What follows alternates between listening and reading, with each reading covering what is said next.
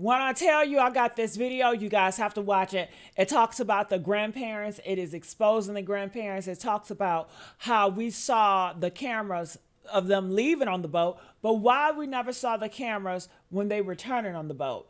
They also talk about the missing boats. They talk about Katie. They are calling Katie out, telling Katie that these other people are not their friends, because we know the guys say, act like they don't know who Katie was, but they were texting Katie to figure out where Nolan was. But then they were saying that Kaylee was missing too. But how could you say that Katie is missing if you're texting her and she's responding? So it's a whole bunch of hocus pocus. But this video, it really lays a lot of stuff out. I think it's very informative. That's why I want to bring it to you guys. I want you guys to react, and I want you guys to comment and let me know your thoughts about this. All right, check this out. The cameras at the grandparents' house caught the boats leaving that morning. They never caught them coming back that night. And between those two moments sits everything the official story cannot explain. A hidden 30-minute stop that is in the GPS data, but not in the testimony. A possible fourth boat that is in the photographs, but not in the count. A voicemail that changes who was going where. And the woman who found all of it says this is now the third time she has had to make this video, because they keep taking it down. So put the phone down, turn the volume up, and pay close attention. The details in this one are not the kind you catch half listening. You're watching Cold Case Watch Central. We track active cases, we follow the evidence, and we do not look away when the footage goes dark. In today's watch, the Nolan Wells case, Part 2. If you're new here, subscribe and tell us where you're watching from. Now let us get into it. Every cover-up starts the same way, with a map that doesn't match the story. Jay, an independent investigator who has been living inside this case, started with the GPS points plotted from Wyatt's boat, the same points that were plugged into Google Earth and turned into the slides inside the Citizen Navy report. Then she did what the report did not do. She overlaid those points on top of research she had already built on her own, and it should have been simple. It was not.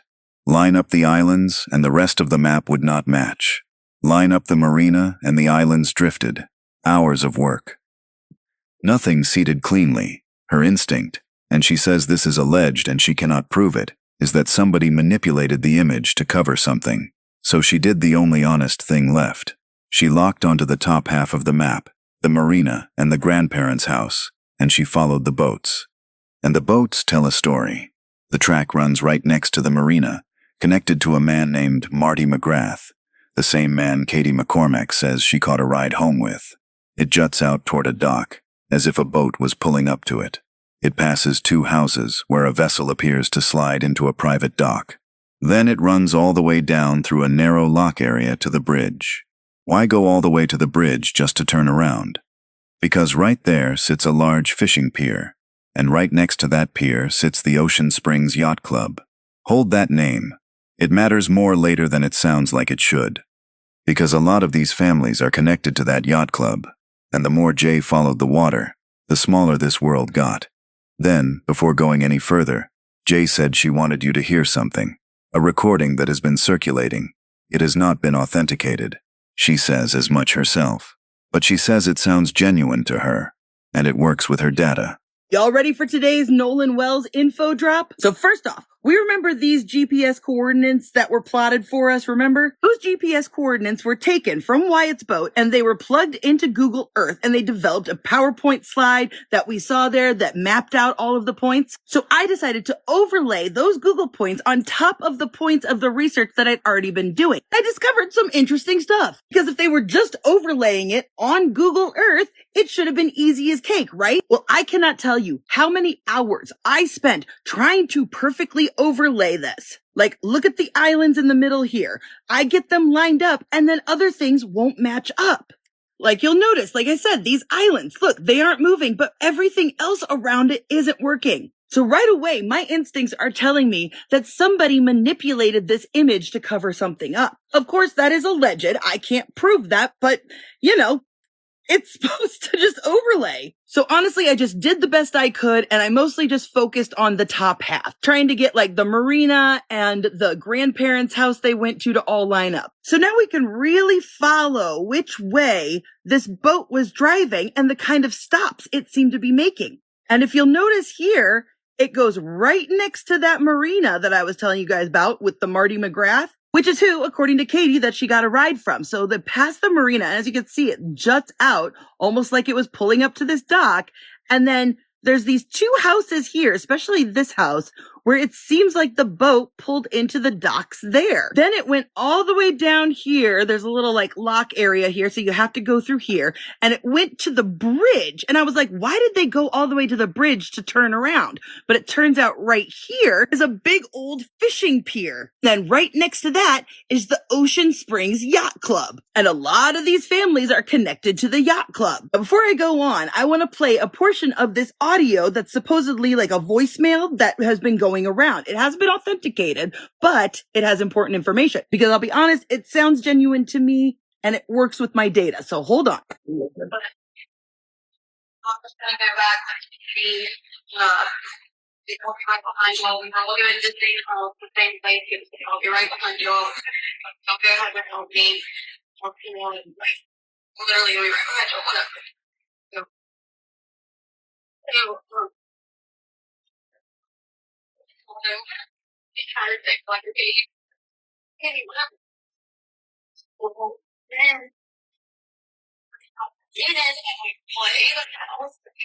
So first off, all of us were going to go to the same place. I'm going to go in with Katie, meaning Katie was supposed to be at that party with them, or at least whoever Katie was with was supposed to be at that party, right? But that's not the important part. The important part is the name of the person who was throwing the party was Ava. Now, I found Ava. I'm not going to put her name out there, but simple Google searches will find this information. And I was able to basically just Google her name and find her address. And so the party was actually right in this yellow area. Again, I'm not going to be like pointing out people's houses, but I found it. After they leave this pier that's right next to the yacht club, they go all the way back and then they hook around and they go right next to where the party is. And then that's when they finally go and take the boat out of the water. Now, it seems to me like they were dropping people off, like, because look how it goes in a little bit, almost like it was pulling into this pier at the marina, like I suspected. And they were just making the rounds, dropping people off before the party. Now, her family and Wyatt's family, Warren's family, they're all connected. They're also part of the yacht club stuff. All of these rich families are super close, super connected. They're taking each other's kids on vacations, etc. Well, like just in May, there was a joint birthday party. In the background of this birthday party from the beginning of May, there's Warren's mom, there's his little brother, and right there in the background is the mayor of Ocean Springs, Bobby Cox. In fact, here's another picture of him from the party, just in case that profile view wasn't enough for you. Oh, and he was tagged in the picture. Oh, and remember Lieutenant Carone? First person on the report that we see when Nolan's mom called him missing? Well, as it turns out, someone that he's related to, I can't pinpoint exactly how the relation is, but their maiden name is the same as his last name. Yeah, turns out they have the same last name as who? The girl whose party it was. And I have confirmed that that woman is mutual friends of the mother of the girl who threw the party. And I'm gonna go ahead and just wild guess theory. This is alleged, but I'm gonna go ahead and guess that the reason they waited so long to tell the mom was they were waiting to make sure that he was on shift. This is why I'm thinking more and more that they brought Nolan back to the house. Everybody got their stories straight and stuff. And then they waited to tell Nolan's mom until he was going to be on his shift and taking that phone call. Which is probably why nobody was sent out to look for him that fucking night. That's why we don't have any footage of them going back to the grandparents' house up there. That's why no pictures from this supposed party ever came out. We are not presenting that recording as evidence. We are presenting it as a question, the same way she does. Because the voice on it says the one thing the official story never did. We were all going to the same house.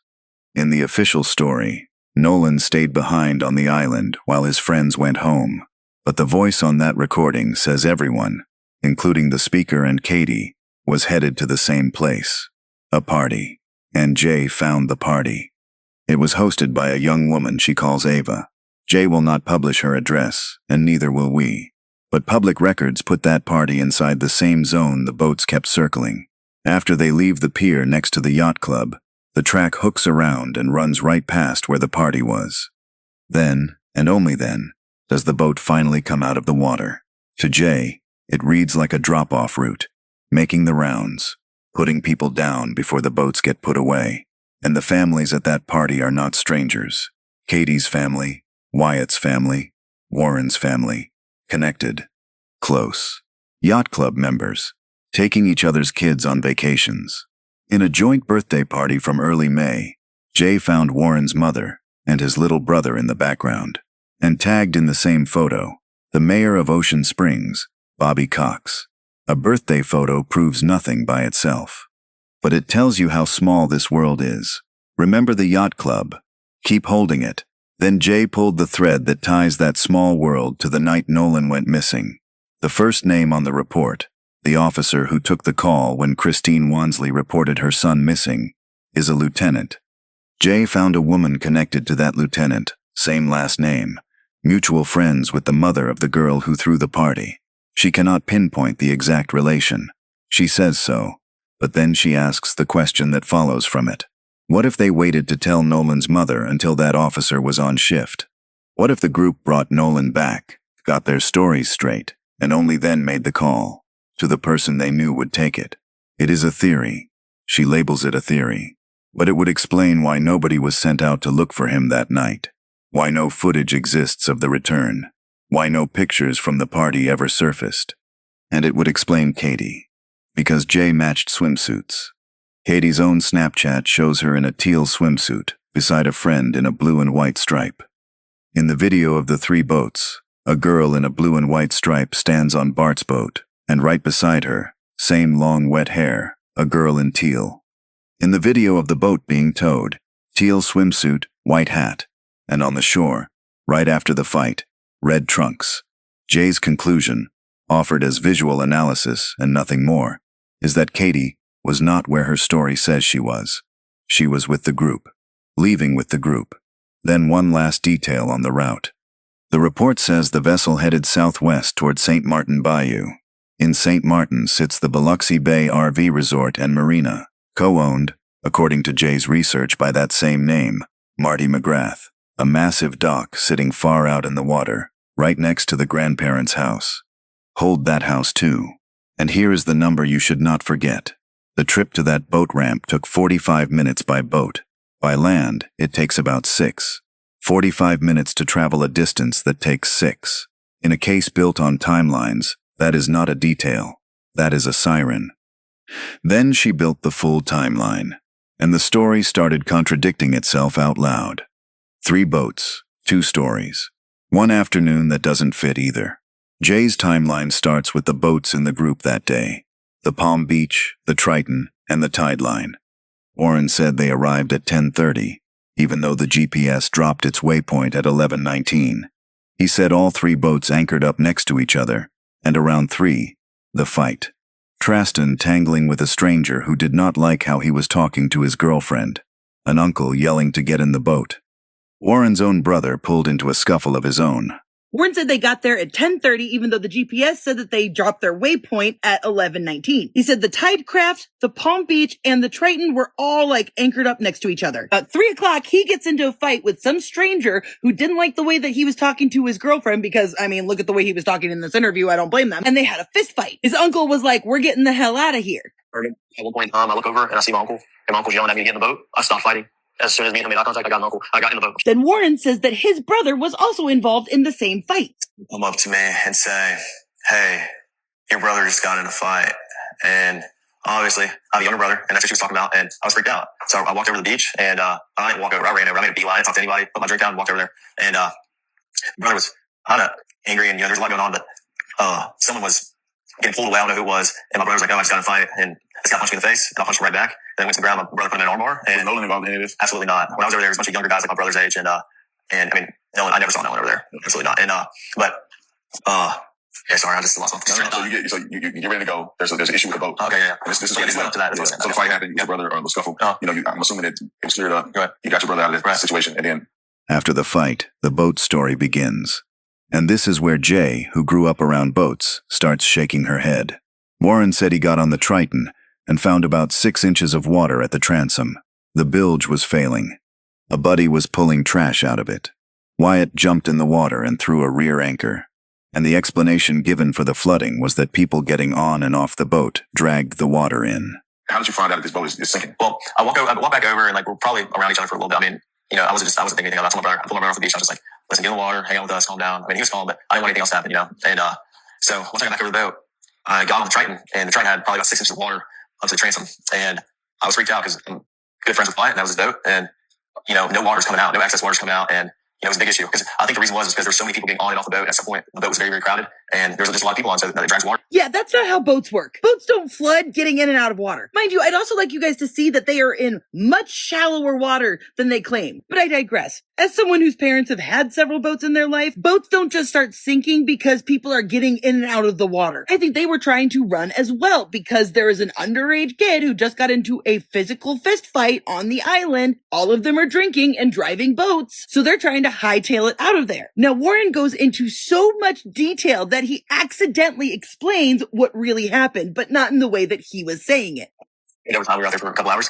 The boat just started filling up with water, so I popped the starboard side hatch, and the battery was completely underwater, and so the motor wouldn't trim down. I mean, my buddy would go to trim it down from the console, and it trimmed down, and then it come right back up. Now, trimming the motor means they move the propeller closer to the transom and it lowers the bow, which means they can drive through choppy water without risking that choppy water to come into the boat. Failing to trim your boat up and taking off at a high speed can not only overheat very quickly and cause it to shore, but if waves are high, it won't cut through the wake and it will cause the boat to porpoise and possibly have rough, choppy waters get on your boat. So, I mean, on the way out there, it was pretty calm. I think it was blowing like 3 or 4 knots. I mean, the waters were clear. It was a great day to be on the water. Sunshine, not cloudy at all. And I mean, it was a great day to be out there on 4th of July. And so, I mean, we followed each other out, and I mean, it was calm. It was calm. On the way back, it was a little more rough, but it was not anything all my buddies' boats couldn't handle, or like it wasn't like you were getting beat, really beat. Now, as you can see, it is tilted up here in the back, and look how low the front is. He admitted that they hit choppy water at one point, so not that hard of a stretch to think that the water started coming over the boat, and that's when they were in trouble. That's when the bilge pump stopped working. Because Warren, when they claimed that they were leaving and he was jumping into action because it was sinking, he says this. So you could get it out. Correct. On the island. So what happens after that? Wyatt jumps in the water, tries to throw a rear anchor, and I'm like, you're sitting looking, trying to pull trash out the bilge, and the bilge is basically a pump that pulls the water, the access water out the boat. So the bilge was failing to work. So any access water just sitting in the boat wasn't getting pumped out. So I looked over the gunnel and I looked at the release hole for the bilge, and it was eating with the water. So, I mean, we're all freaking out. We're not focused on anything else other than the boat. Well, then, eventually, my buddy Bart on the timeline, I'm going to pull it all out. So even though they were still on the island, he jumps out and throws out an anchor? Why did they pull the anchor up to begin with if they were sinking? If they were sinking, why was Bart offering to tow them out? Why would they risk being that close to the island and that close to ground to sink out further? Because again, look at how shallow of water these boats are in. So what I suspect is that everybody just hauled ass and left, but because the trim was not going down, it overheated, that stalled out, then the crashing waves were freaking everybody out. But even Warren couldn't keep his story straight or his timeline straight because then listen. Well, we're not focused on anything other than the boat. Well, then, eventually, my buddy Bart on the timeline is like, I'm going to pull you all out. So we're around all this, all this chaos. We left at 4:30 and there were still just as many people there, if not more, than when we got there. I mean, probably around the same amount. It was crazy. Like, there was a lot of people. And, I mean, eventually, Bart pulls us out. We left at 4:30, but we really weren't pulled out away from everybody. We were probably about a 40-mile out. So he says it right there, that Bart pulls them out. They leave at 4:30. And you may be thinking, well, he pulled them after. He towed them after, but... It's out. We left at 4:30, but we really weren't pulled out away from everybody. We were probably about a 1/4 mile out, and he had the towing strap pulled from, Bart's port side cleat, starboard side cleat, and he was on our starboard side bow. And so he was rubbing on his power pole. So Bart turned around, pulled up next to our boat, and we were just trying to get situated. So that's when Wyatt pulls heat out. We know that phone call was around 4 p.m. to the private towing company. Now, in my last video, I went into detail with the Bart, the fight, all of that stuff, the discrepancies between like the neck of water and then suddenly being in 31 feet of water, etc. I'm going to skip over that. Now, Boats do not flood because people swim. Jay says it plainly. Her red is different. A boat not trimmed up, taking off at high speed into chop, will porpoise, slam, and ship water over the bow. Overheat, stall. Warren's own interview admits the motor was filling with water, the battery was underwater, and the trim would not go down, which means the flooding was not caused by the island. It was caused by the way they left it, hauling ass, underage kids, a fight, drinks, and a reason to run. And then the questions stack. If they were sinking, why pull the anchor? If they were sinking, why was Bart offering a tow, hanging that close to ground, in water this shallow? They say they left at 4:30, towed a quarter-mile out, tow strap rubbing, boats rubbing, trying to get situated. And that is when Wyatt called Sea Tow, around 4 o'clock, to a private towing company, not 911, a private tow. The boats came home that night, and the story went upstairs with the dad. After the boats were out of the water, the group went to a female friend's house for a pool. All the friends went downstairs to the pool area. Warren did not. Warren went upstairs and talked to the young lady's father about boats for a while. The last data point for the GPS was at about 8 o'clock that night. So then they go over to a female friend's house to go to the pool. And yet instead of joining his friends in the pool, this is what Warren did. At your lady friend's house. Right. I never got to the pool. I talked to her dad for a while, and all my friends were downstairs. I went upstairs, talked to her dad. We talked about boats and stuff, and I've been with my friends all day. I was just talking to everybody, but So you talked to the young lady's dad, and then how long was it before you realized, or you guys realized that, well, where's Nolan at? All right, well, now I got to stop your ass, because what 18-year-old goes to a friend's house to party? All the friends go downstairs to the pool area, and he goes upstairs to talk to her father about boats? Mind you, these children had been drinking all day long. And he and his buddies don't go home until 3 a.m., mind you. Now, I know it's been a while since I've been 18, but that's a long day in the hot, in the sun, drinking. Sounds to me like you were talking to this dad to help with the story. And then you go downstairs and your friends just so happen to be talking about Nolan, and then you're like, oh my God, I should call the Coast Guard. I went back downstairs and all my friends were just hanging out, and my buddy Wyatt had addressed,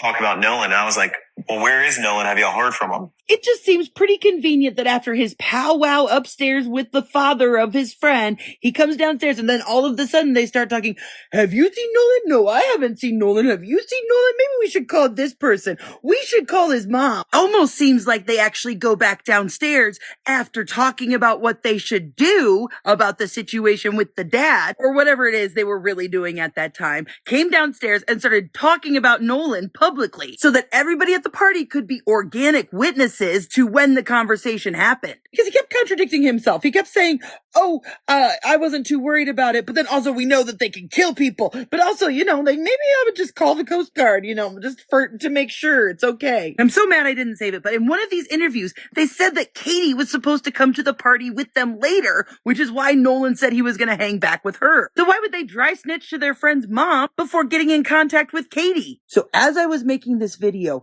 I caught something so big it changes everything. Throughout this entire interview, Warren insisted that Bart's boat was a tide line. He was so sure of it, said it over and over and over again, claimed that there were 20 to 30 people on that boat. By the way he talks about boats and the equipment and stuff, it seems like he has some general knowledge of it and knows a lot about boats. So maybe y'all can tell me why, in this report, when they gathered the GPS evidence, does it say that Bart was driving a tide craft, not a tide line? They're entirely different designs, purposes, manufacturing styles. Mind you, this is what tide crafts look like. They ain't fitting 20 people on them. This is more what tide line boats look like, y'all. So did Bart bring 2 boats with him? As Warren said, Bart's dad was originally supposed to go with them. Tide line boats don't fit 20 people either. So was there a 4th boat out there? Sit with that. An 18-year-old at a party after a day of drinking on the water, while his friends are downstairs at a pool, goes upstairs to talk to a father about boats. Jay's red is blunt. It sounds like a story being built, not a teenager killing time. Because when he finally comes back downstairs, his friends just happen to be talking about Nolan. Where is Nolan? Have y'all heard from him? Maybe we should call his mom. In public. at a party, where everyone in the house can become an organic witness to the exact moment they realized he was missing. And the contradictions keep coming. In one of these interviews, it was said that Katie was supposed to come to the party with them later, which is why Nolan said he would hang back with her. So why would they run to a friend's mom before ever contacting Katie? Why dry snitch the girl their whole story depends on? And Jay keeps returning to one sentence that will not sit still.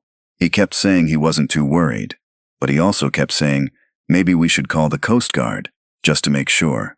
Not worried, and calling the Coast Guard. Both cannot be true. But the biggest crack was not in that night. It was in the boats themselves. Throughout his entire interview, Warren insisted Bart's boat was a tide line. He said it over and over. He is a guy who talks boats like he knows them, so maybe someone can explain why the report, when it gathered the GPS evidence, says Bart was driving a tide craft. Not a tide line, a tide craft. Entirely different designs, different purposes, different manufacturing. And here is what a tide craft looks like. You are not fitting 20 to 30 people on it, which is how many Warren claimed were aboard. So Jay went to the photographs. The Triton, confirmed by the black stripe on its white motor. Bart's black boat, confirmed by its Garmin. The Palm Beach, labeled, striped. And beyond them, half hidden, a black propeller where no Palm Beach name sits. Another boat on the other side of the three boats. A fourth boat. She cannot prove it, she says so, but look at what the interviews already admit. Wyatt had two boats in the water, the Palm Beach and the Triton. Warren said he rode out with Bart, yet at one point he said all of his stuff was on the Palm Beach. So who drove the Palm Beach out to the water? And what parent lets a kid heading to a party take two family boats and hand them to drunk friends? Then the people. Warren said he called Bart that morning. Bart's dad had decided not to go, and Bart suddenly agreed to carry 10, maybe 15, 16 people, on a trip planned for weeks. Where were those people originally supposed to ride? Something is not adding up, and Jay's quiet suspicion is the one nobody has said out loud. She thinks there was an adult somewhere in this mix. It would explain how quickly they thought on their feet. It would explain the sea tow call. It would explain a lot. And then she found GPS data the public has never fully seen. The report everyone read was not the whole report. There are more GPS coordinates in it than what has been shown publicly. Jay plays the clip where Warren describes the run home.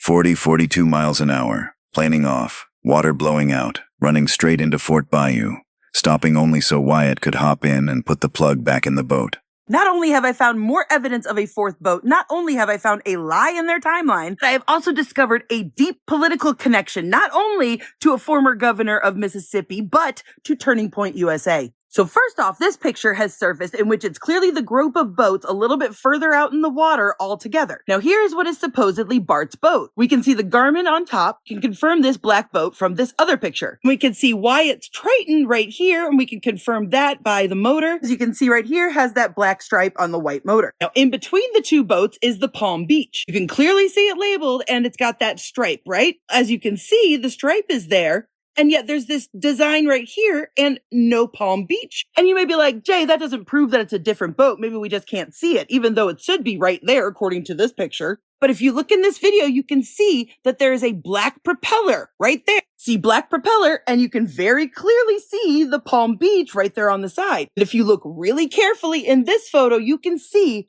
right there a black propeller. There's another boat on the other side of these three boats. And given the lack of the name on the boat and the black propeller, I'm going to assume the Palm Beach is on the other side, which means there's 4 boats right here. Then I rewatched Warren's interview.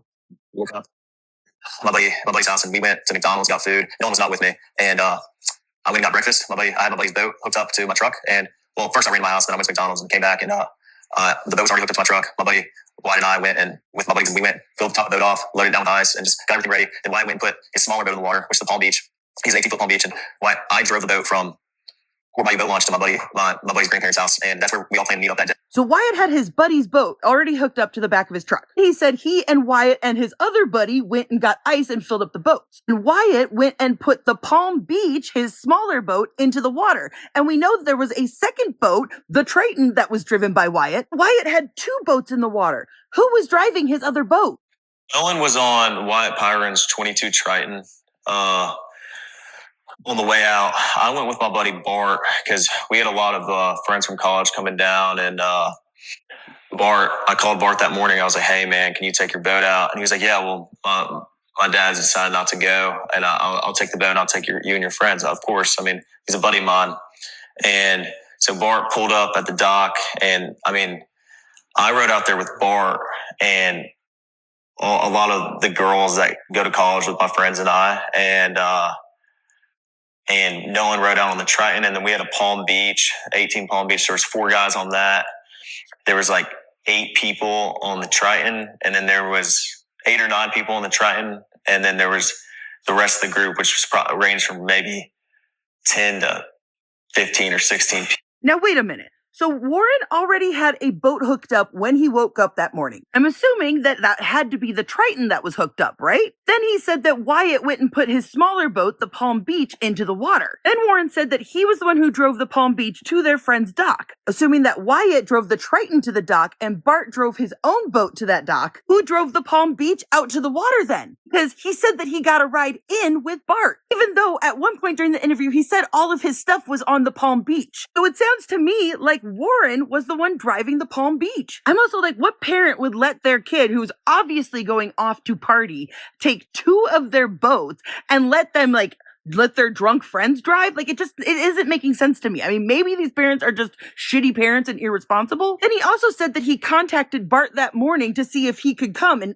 Bart was like, yeah, I can give all your friends a ride, blah, blah, blah. According to him, there were 10-ish people, 15 people on that boat. So where were those people originally supposed to ride in on? They'd been planning it for weeks. They were excited about it. Why did Bart have to suddenly step in and take all these people? And remember, Bart said that his dad had canceled going out on the boat that day, so he could do it. Something's not adding up here. I think there was an adult somewhere in this mix. It would also explain how they all thought quickly on their feet with the sea tow. And I wouldn't be surprised if an adult didn't come out there and just go off with other adults that were also on Horn Island and let the kids hang out with the boats. Here's where things are going to get interesting, folks. There are more GPS coordinates in the report than what we have seen publicly. I'm going to play you a clip from the interview, but remember, at 5:30 is when they started picking up regular speed, all right? It's right here, 5:25. Speed miles, 30 to 35 knots. So here we go. Planed off and you have water in the boat and you're hauling, we're going pretty fast. We're going probably 40, 42 miles an hour. And so all that excess water that was built up in the boat is coming out of the boat. So, I mean, that's what we had to do. So we ran into Fort Bayou, and we didn't just run straight to my buddy's grandparents' house. We ran into Fort Bayou. A couple of us jumped in the water, and Wyatt, the whole reason for the stop was so Wyatt could hop in and put the plug back in the boat. So then after that, we went and docked it, and I went back to my buddy's house, and we ate and napped for a little bit. It was a long day at the islands. Now, you heard him. He said that they took off going 40 miles an hour, and they didn't go to his buddy's grandparents' house, but they went to Fort Bayou to go do a plug thing. Except right here, 5:44, vessel arrives at El Camino Road.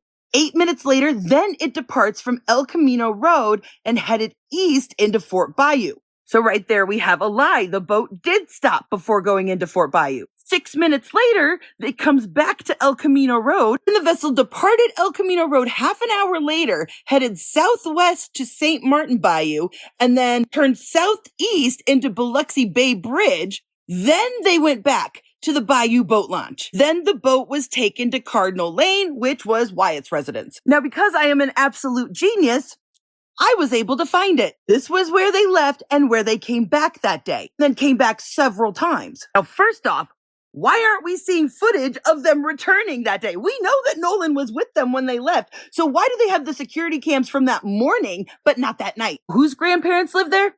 Jack Spatalo. whose family owns a pharmacy. Goes back deeper than that because George Patalo Sr., which is Jax's great-grandfather who is deceased, as it turns out, his great-grandfather was appointed and served on the staff of Mississippi Governor Cliff Finch. As you can see, I've confirmed Jax's relation to him. And as it turns out, Cliff Finch, well, he was in the Mississippi House of Representatives from 1960 to 1964 and supported racial segregation and backed the racist governor, to preserve segregation in the state. The federal grand jury conducted a 3-year-long investigation into his administration and several state agencies, and they were all accused of corruption and mismanagement. But Finch was never found guilty himself, but some of his aides and appointees were indicted. And those sort of political connections seem to trickle down through the generations, so now we know why the governor got involved. And I started looking into the lawyer that's handling the defamation case from the Bart family. So from 2015 to 2018, he was state director of Americans for Prosperity. Then in 2018 to 2020, he was vice president of Stand Together while being vice president of Americans for Prosperity. Stand Together is a Charles Koch nonprofit, and Americans for Prosperity is a libertarian conservative political advocacy group affiliated with Charles Koch and David Koch. And if you don't know who the Koch brothers are, they're fucking evil. Guess who's one of the major funders for Turning Point USA? Major donors for the Koch brothers also are primary financial pillars for Turning Point USA, specifically their campus operations. And guess who used to serve as the director of urban engagement? A clean, panicked run home, except the GPS says otherwise. At 5:44, the vessel arrives at El Camino Road. 8 minutes later it departs, heading east into Fort Bayou. 6 minutes after that, it comes back to El Camino Road, and the vessel did not depart El Camino Road again until half an hour later, headed southwest toward St. Martin Bayou, then southeast to the Biloxi Bay Bridge, then back to the Bayou boat launch, and then the boat was taken to Cardinal Lane. Wyatt's residence. Read that again. The boat stopped before Fort Bayou. It stopped, left, came back, and sat for 30 minutes. None of that is in Warren's story. And there is that number again. 45 minutes to reach a ramp that sits 6 minutes away by land. The water keeps contradicting the testimony, and when Jay looked at the grandparents' house where they docked, the house of a young man named Jax Patalo, whose family owns a pharmacy, she found the question nobody has answered. The property has security cameras. There is footage of them leaving that morning. There is no footage of them returning that night. The house that caught the morning went dark for the night. Then she went deeper. Jax's great-grandfather, George Patalo Sr., served on the staff of Mississippi Governor Cliff Finch. Finch sat in the State House from 1960 to 1964, backed the segregationists who fought to preserve the old order, and presided over an administration. A federal grand jury spent 3 years investigating for corruption and mismanagement. Finch was never convicted himself. Some of his appointees were indicted. That is history, not theory. Then Jay looked at the lawyer handling the defamation case for Bart's family. State Director of Americans for Prosperity from 2015 to 2018. Vice President of Stand Together, a Charles Koch nonprofit, from 2018 to 2020. And the Koch brothers are among the major funders of Turning Point USA. Public affiliations, documented, verifiable. Here is where we slow down, because this is the moment a lesser channel would start selling you a conspiracy. We are not. We never will. A mayor tagged in a birthday photo is not a cover-up. A lawyer's old job is not a crime. A family with political history is not proof of anything about what happened to Nolan Wells. None of what Jay has found proves how Nolan died. None of it names a killer. What it proves is narrower and, in a way, more important. The timeline told by the friends is not settled. The boat stopped where the story says it did not. A fourth vessel may exist that no one has accounted for, and the people inside this story are woven into a small, connected, powerful community that has every reason to control the narrative. That is not a verdict. That is a map. And maps are what investigators use. We have watched this case since the first report. The grand jury is still coming. The cell phone has still not been downloaded. The state autopsy is still sealed. The CTO audio is still with forensic specialists. And now, layered on top of all of it, there is a GPS track with a 30-minute stop nobody can explain, a voicemail nobody has authenticated, a fourth boat nobody has named, and a house with cameras that went dark at exactly the wrong time. If you are following this case, subscribe to Cold Case Watch Central now, so you do not miss Part 3. And leave one comment below. Which thread should we pull first? The voicemail, the fourth boat, or the house? Because Nolan's family is still waiting, and the least we can do is keep watching. But tonight, the last word does not belong to us. It belongs to the investigator. And it is not aimed at the boats, or the maps, or the politicians.